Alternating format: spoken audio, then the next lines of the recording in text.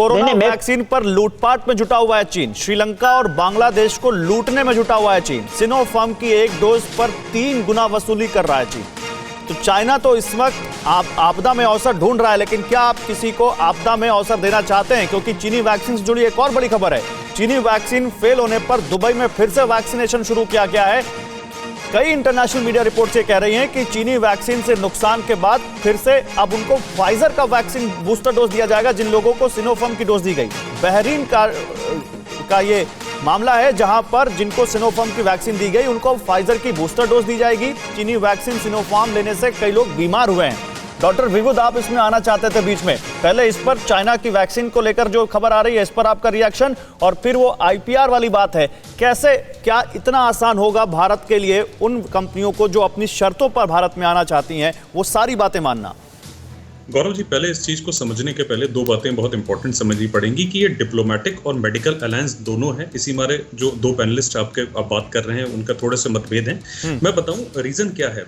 इसकी अमेरिका की पॉलिसी को समझना पड़ेगा 2 चीजों से। पहली चीज है इनकी जो वैक्सीन है, जो चाइना ने अपनी सिनोफार्मा वाली वैक्सीन को लॉन्च किया है, तो उन्होंने डायरेक्टली अपने पॉलिटिकल गेन, अपने पॉलिटिकल इन्फ्लुएंस को बढ़ाने के लिए करा है। ये अमेरिका समझ रहा है। तभी कोवैक्स के अलावा 3 देश जो उसके बहुत इस एरिया में उसके सपोर्टर रहे हैं, इंडिया, साउथ कोरिया और ताइवान, उसने उसको करा है। तो ये एक डिप्लोमेटिक पहल है और इससे फायदा हमें क्या होगा? इससे फायदा हमारी सप्लाई चेन भी मजबूत होगी। एस्ट्राजेनेका आज चाहे जितना बढ़ाना चाहे, अगर उसके वायल यूएस से नहीं आए तो वो अपना प्रोडक्शन रैंप अप नहीं कर सकता है। दूसरी बात जो गोडसे जी कह रहे हैं, मैं उसको बताता हूं क्यों ऐसा होता है कि हम वैक्सीन को सिर्फ एक जगह नहीं कर सकते, और क्यों ये अमेरिका भी समझता है कि कोवैक्स में देना है क्या होता है। सपोज अमेरिका कल की डेट में अपनी पूरी पॉपुलेशन को सिक्योर कर देता है और इंडिया जैसी एक कंट्री इरप्ट हो जाती है, वो चाहे लैटिन अमेरिका की कोई कंट्री हो, चाहे इंडिया हो, चाहे बांग्लादेश हो।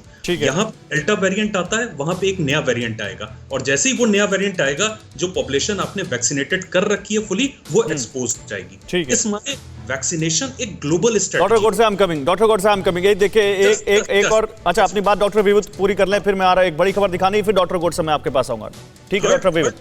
थर्ड बात, ये पेंडेमिक है, ये वॉर लाइक सिचुएशन है। यहाँ पे हम हर कंपनी की बातें सुन सकते हैं, बट अगर फाइजर और मॉडर्ना के प्लेटफॉर्म यूएस में एस्टैब्लिश्ड हैं, फाइजर मॉडर्ना के प्लेटफॉर्म यूरोप में एस्टैब्लिश्ड हैं, तो हमें कई बार उनको लिबर्टी अपने ऊपर से जाके देनी पड़ेगी। नहीं, और इसका एक एग्जांपल अमेरिका खुद है, जहां की कंपनियां हैं और इन कंपनियों पर 25 या 26 वहां के कुछ मामले हैं, और एक भी मामले में अभी इन कंपनियों ने कुछ अपनी लायबिलिटी नहीं तय की, या कुछ भी अकाउंटेबिलिटी या कुछ नहीं तय हुई है, और कुछ इन्होंने जुर्माना वगैरह भी कुछ नहीं दिया है। फिक्र आपकी, सोमवार से शुक्रवार रात 9 बजे सिर्फ TV9 भारतवर्ष पर।